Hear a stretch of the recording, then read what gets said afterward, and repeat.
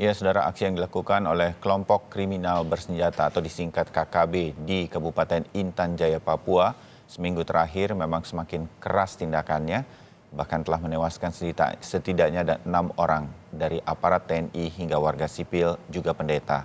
Tidak hanya mengancam secara fisik, tetapi juga ada gerakan-gerakan di media sosial. Motifnya diduga adalah untuk mencari perhatian secara internasional menjelang sidang umum PBB yang akan diberlakukan atau berlangsung maksud kami 22 hingga 29 September tahun ini. Bagaimana kemudian menyikapi permasalahan ini terutama untuk pemerintah? Kita akan segera membahasnya. Sudah bergabung secara daring.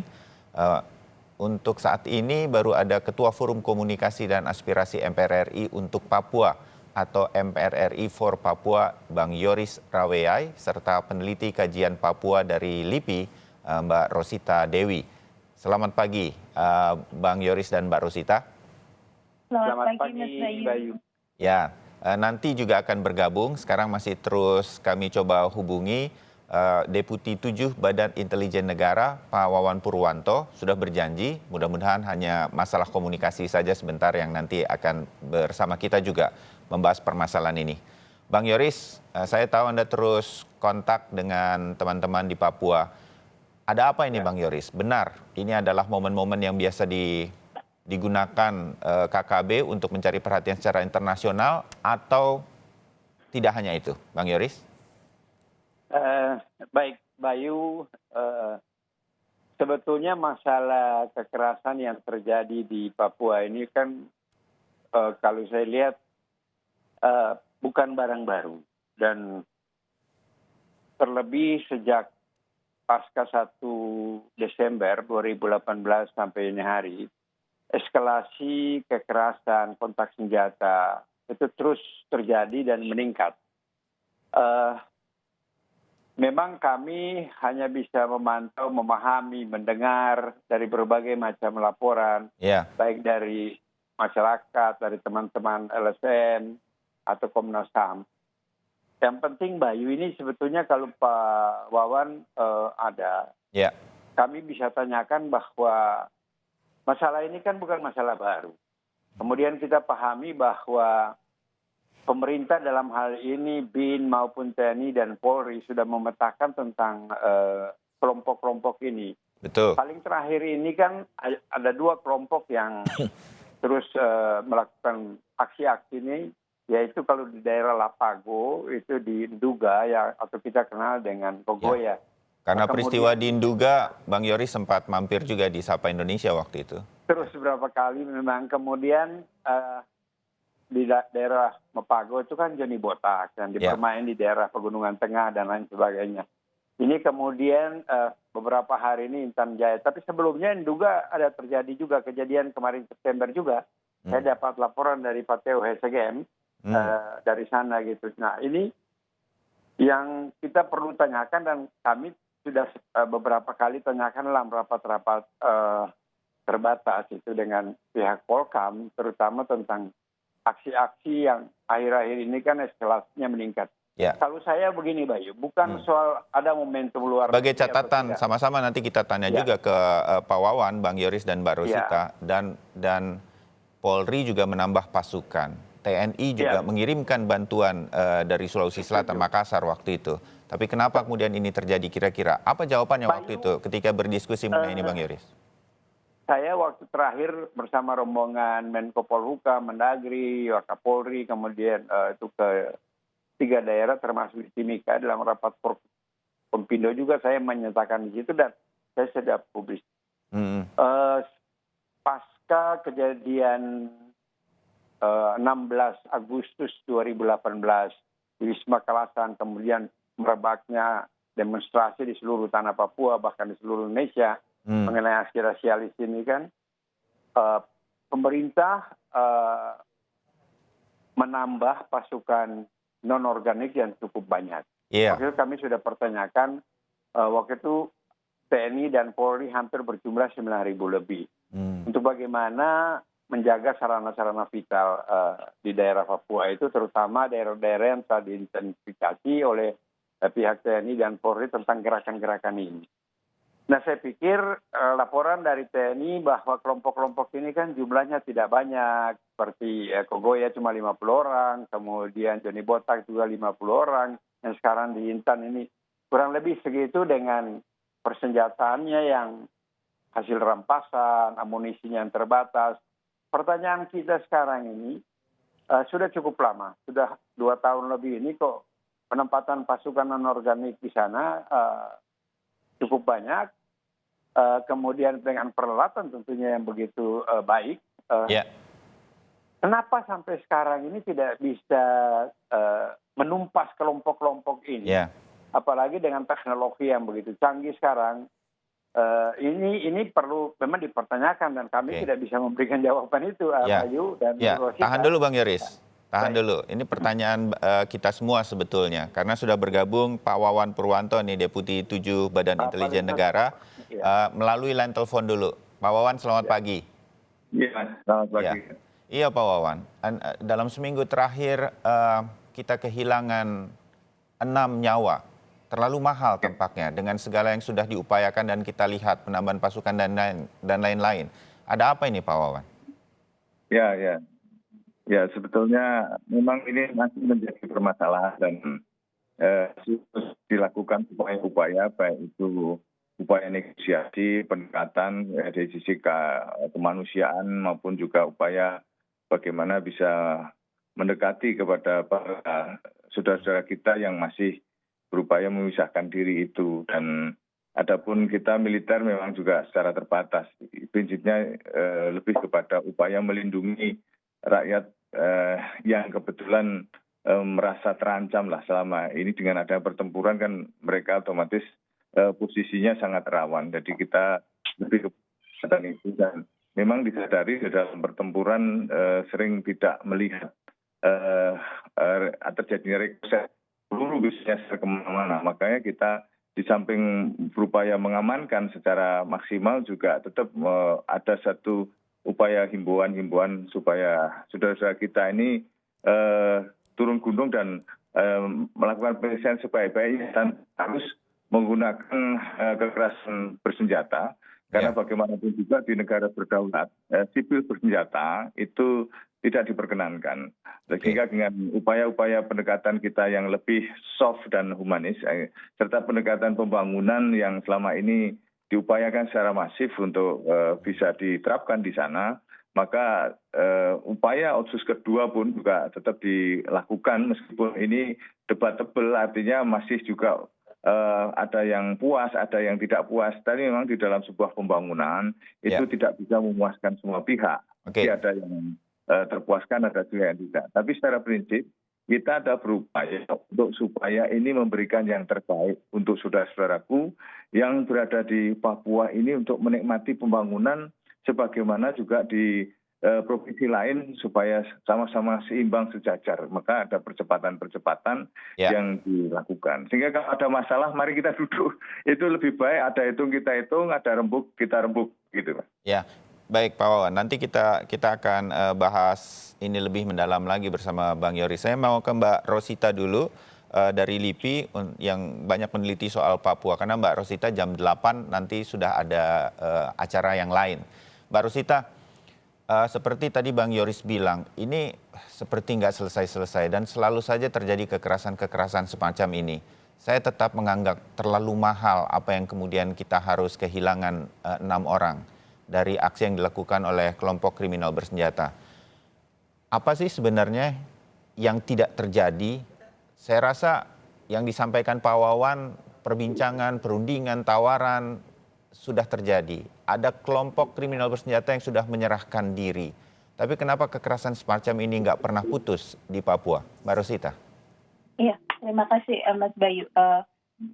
Tadi mungkin Bang Yoris sudah mengungkapkan banyak ya bahwa ini kondisinya terjadi berulang-ulang gitu. Betul.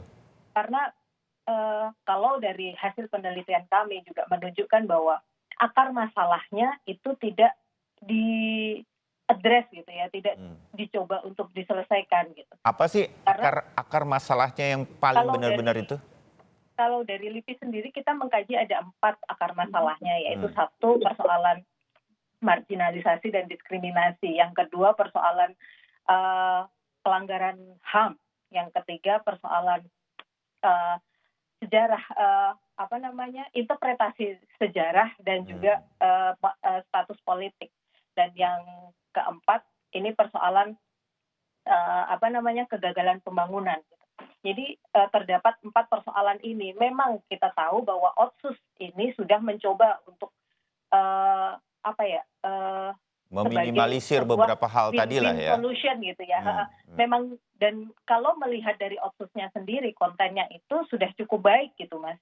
Misalnya dengan pembangunan, kemudian beberapa hal yang tidak terimplementasi, misalnya adanya KKR misalnya sampai sekarang, yang sebenarnya ini kami anggap bisa menjadi sebuah opsi untuk mengkanalisasi konflik gitu ya ini gitu, bahwa melalui KKR ini pasti akan ada pendekatan dialog dan pasti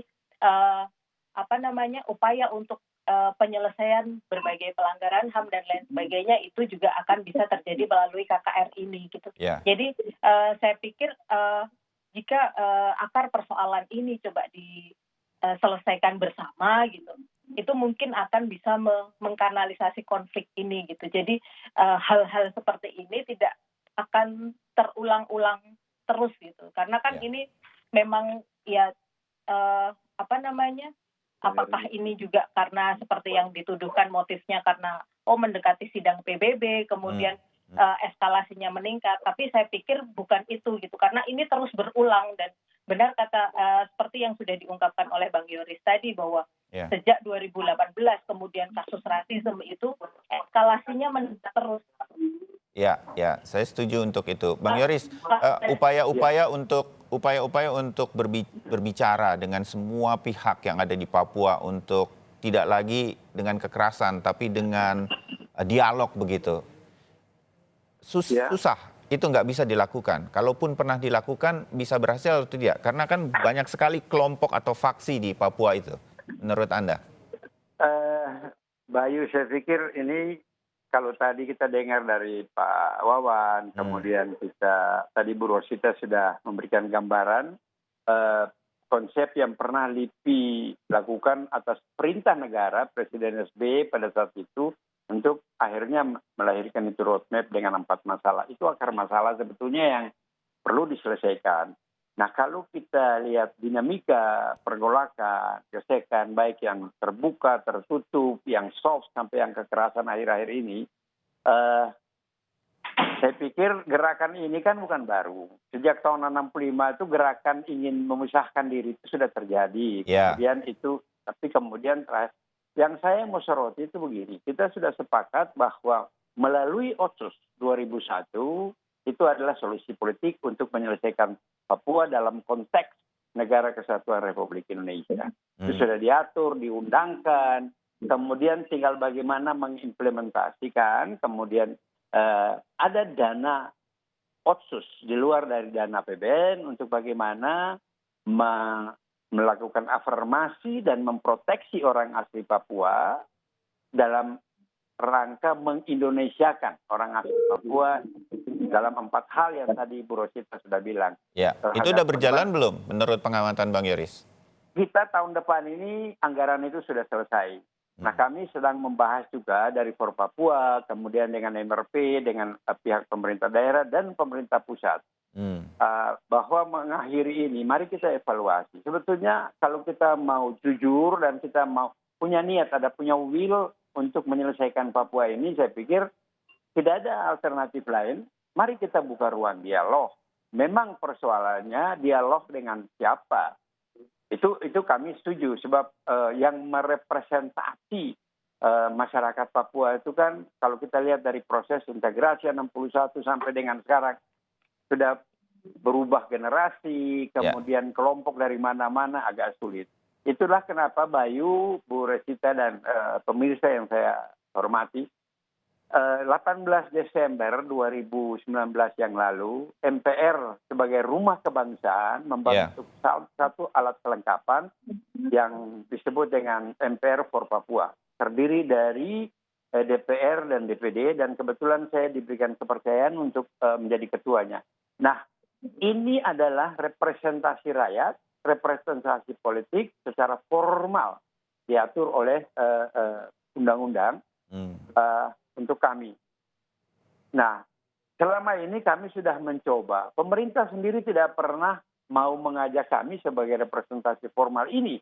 Tapi barusan minggu lalu kami ketemu dengan Polhukam, Mendagri, dan sudah mereka sepakati untuk memakai forum sebagai fasilitator dan komunikator untuk menyelesaikan Papua secara kooperatif. Oh, jadi bagus dong, Bang Yoris ya.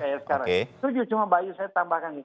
Tidak parsial selama ini. Kita sekarang ribut akhir-akhir ini bahwa ini dana OSUS sudah selesai tahun depan, kemudian mau bikin apa. Kami waktu itu punya prinsip begini, kita harus pahami mengenai roh dan semangat OSUS itu. Ini yang kita selalu dialogkan, dan pemerintah kita belum menemukan satu formula atau kesepakatan, pemahaman persepsi. Bagi kami, karena kebetulan Mas Bayu, Bu Rosita, saya ini termasuk salah satu yang masih hidup mengikuti proses sejak 98 sampai ini hari tentang OSUS dengan segala isinya. Dana OSUS itu rohnya atau semangatnya hanya dua. Afirmasi dan proteksi orang asli Papua. Titik. Bagaimana mengimplementasikan itu hanya diperlu pembinaan dan pengawasan. Ini yang keliru ini, seperti tadi sudah disampaikan Bayu sebelumnya atau Pak Wawan sebelumnya. Kita revisi Undang-Undang OSUS itu tahun 2008, kemudian menganulir beberapa hal yang tidak pernah pemerintah lakukan komunikasi dengan stakeholder sebelumnya. Tentang KKR itu tadi Bu Rosita bilang, tentang bagaimana mengafirmasi hak-hak politik masyarakat Papua melalui pilkada dan lain. Ada 4 hal itu. Tapi itu perlu panjang waktu, Bayu. Saya tidak terlalu panjang, tapi yang penting begini, prinsip saya, pasukan cukup banyak, 9.000 lebih di Papua. Saya selalu utarakan dan mempertanyakan itu. Kalau analisa intelijen TNI mengatakan bahwa mereka, kelompok ini, kalau kita anggap, ini kan baru muncul Intan Jaya. Sebelumnya yang 1 tahun terakhir ini atau 2 tahun terakhir ini adalah Egyanus yang bermain di Induga, kemudian di Timika itu Johnny Botak. Saya pernah bertanya, mereka hanya berjumlah 50 orang. Persenjataannya sangat terbatas, amunisinya sangat terbatas. Pertanyaannya, pasukan yang kita kirim ke sana sejak Agustus tahun lalu sampai sekarang cukup banyak. Kurang lebih ada 9.000 dengan persenjataan lengkap. Ini kita serius nggak mau berantas? Ini tidak boleh ada. Ini harus segera. Jadi kita jangan berkelit kemana, ada ini, tolong kita ajak dialog. Stop itu. Tidak boleh terjadi kekerasan yang menghilangkan nyawa. Tidak boleh sama sekali. Dan itu pasti bisa. Bang Yoris, saya langsung lempar ini ke Pak Wawan deh. Pak Wawan, ini pertanyaan saya awal sebetulnya nih. Bagaimana ini bisa terjadi? Ya, kalau mengenai soal ini bisa terjadi, yang namanya gerilya itu pasti hit and run ya. Dia lokasi juga berpindah-pindah, serta juga mereka melakukan langkah-langkah berbaur dengan penduduk, kemudian juga dia berada di posisi-posisi yang selalu bergerak, malamnya juga bergerak, dan ini semua sebetulnya di dalam proses juga untuk bagaimana saling melihat ya, Cumemu ya, cuaca, medan, dan musuh tentu ini akan menjadi satu dan penghitungannya.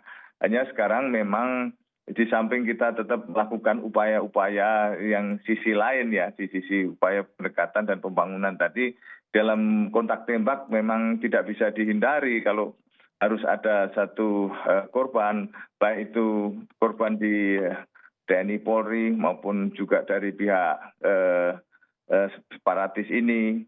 Tapi kita tetap ingin minimalisasi korban dan masalah bisa terselesaikan secara damai. Intinya ke sana. Mengenai persoalan belum selesai. Tapi 1 minggu terakhir eskalasi ini meningkat dengan jatuhnya 6 orang korban begitu. Ini menjadi perhatian untuk melakukan evaluasi. BIN juga terlibat untuk ini bersama TNI Polri. Itu yang ingin kita ketahui juga sih, Pak Wawan.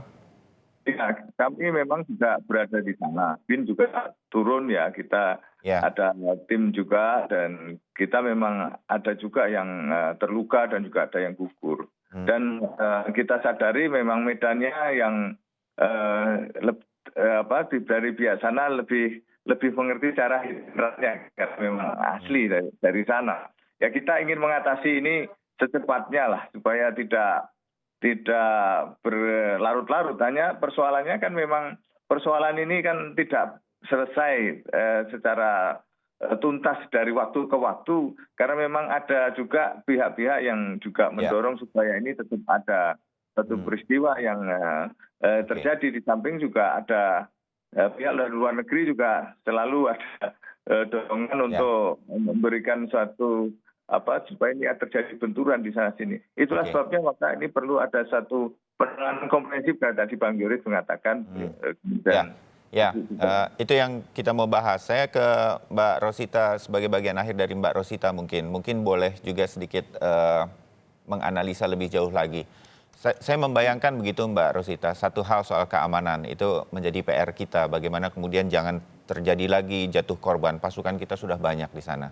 Tapi apapun yang kemudian diajukan oleh pemerintah Indonesia ke Papua, mau otsus, pembangunan, kan sudah terus diupayakan. Akankah ini betul-betul nanti mengatasi keseluruhannya, Mbak Rosita? Atau akan tetap saja ada kelompok-kelompok yang kemudian selalu tidak puas? Mungkin menyambung Pak Wawan, karena ada yang terus memanfaatkan situasi di Papua. Mereka ingin Papua terus menjadi sesuatu dan menjadi perbincangan secara internasional. Bagaimana kemudian ini bisa kita lawan secara keseluruhan? Kalau Bang Yoris tadi katakan, bagaimana kita bisa bergerak tidak parsial untuk Papua? Kok lama benar kita bergeraknya? Mbak Rosita? Iya, yang harus ditumbuhkan pertama itu persoalan trust. Karena kan ini persoalan distrust antara Jakarta, Papua itu sudah cukup tinggi. Jadi apapun yang kemungkinan diberikan oleh Jakarta itu banyak masyarakat yang resisten gitu. Bagaimana otsus yang ditawarkan nanti itu bisa berhasil kalau menurut LIPI? Nah, ini juga kan kalau otsus itu kan sebenarnya sudah cukup komprehensif ya, seperti Bang Yoris juga sudah bilang. Tapi untuk saat ini juga otsus ini untuk yang kemarin banyak juga ditolak dengan otsus penolakan jilid 2 dan lain sebagainya, ini kan juga pemerintah juga tidak mengkomunikasikan hal ini gitu. Jadi persoalannya bahwa ini apakah mau revisi otsus ataukah mau revisi terbatas ataukah mau mengubah total atau seperti apa, ini tidak pernah ada karena tidak pernah dilakukan evaluasi secara menyeluruh gitu. Jadi seolah-olah otsus itu hanya dimaknai bahwa otsus sama dengan dana otsus gitu. Padahal kan rohnya otsus sendiri itu kan sudah cukup sebagai salah satu upaya untuk penyelesaian konflik di Papua itu juga sudah cukup komprehensif gitu. Jadi seperti misalnya pembangunan juga masih pembangunan sudah cukup banyak dilakukan di Papua. Tapi apakah itu kemudian peace for development gitu, maksudnya peace and development-nya itu diutamakan gitu. Bagaimana pembangunan itu bisa mendorong perdamaian gitu. Jangan sampai malah pembangunan itu hindering perdamaian gitu. Jadi menghambat perdamaian karena kan kita tahu bahwa dengan pembangunan itu juga ada misalnya seperti akselerasi pembangunan ketika Perpres percepatan pembangunan kemudian pemerintah juga mengirimkan pasukan juga karena dalam rangka pengamanan objek vital. Nah, hal-hal yang seperti ini yang kemudian bagaimana bisa menumbuhkan trust ketika proses pendekatan keamanannya ini juga masih cukup kental gitu ya. Kalau tadi Bang Yoris juga sudah mengungkapkan bahwa kenapa juga deployment pasukan masih terus, kemudian ini tidak diberikan sosialisasi yang cukup baik. Sebenarnya kekurangannya di mana sih, fungsinya di mana sih, dan kita tahu bahwa sebenarnya kan ini bukan barang baru gitu ya. Betul. Bahwa operasi intelijen itu Mbak Rosita, dari sekian lama LIPI melihat, memantau terus Papua dengan segala situasinya, bagaimana trust ini bisa dibangun? apa usulannya kepada pemerintah terutama agar trust ini benar-benar bisa dibangun sedemikian rupa? Pelan, tapi pasti nanti akan terbangun. Iya, tadi juga sudah diadres bahwa dialog itu juga merupakan ruang untuk membangun trust itu. Itu bisa membridging gitu. Bahwa dialog tadi seperti Bang Yoris bilang bahwa dengan siapa sih, kita sendiri juga tahu bahwa di levelnya tidak hanya di Papua persoalan representasi, tapi juga di pemerintah sendiri itu juga harus satu suara gitu juga, karena kan harus ada internal dialog internal juga di semua level gitu, bahwa baik di pemerintah daerah sampai ke Papuanya sendiri, sehingga nanti dari dialog itu juga sebenarnya dialog ini sebagai salah satu upaya untuk mencari jalan penyelesaiannya gitu. Dialog ini bukan suatu penyelesaian, tapi dialog ini mencari sebuah jalan untuk mencari upaya penyelesaian bersama gitu. Jadi nanti agendanya apa itu, kemudian bagaimana caranya itu bisa didialogkan gitu. Jadi menurut saya dengan adanya komunikasi dan Otsus ini saat ini merupakan momentum kalau menurut saya untuk trust antara Jakarta dan Papua. Jadi tidak kemudian berjalan sendiri-sendiri. Dan satu lagi catatan pemekaran juga ini. Pemekaran ini juga harus pemekaran ini juga harus dikomunikasikan secara baik. Jangan sampai pemekaran ini juga yang mungkin niatannya dari pemerintah ini untuk mendekatkan pembangunan, tetapi ketika itu tidak dikomunikasikan, didialogkan secara baik dengan orang di Papua, itu akan menjadi persoalan baru gitu. Jadi jangan menambah list persoalan gitu. Jadi menurut saya ini yang hal-hal seperti ini bisa dengan dialog trust itu bisa dibangun. Baik, oke. Mbak Ruseta Dewi, peneliti Papua dari LIPI, terima kasih sudah bergabung. Saya pamitkan Anda karena jam 8 memang harus ada acara yang lain. Ini masih akan kita sambung lagi di lain waktu. Terima kasih banyak. Selamat pagi. Terima kasih. Terima kasih. Mantap.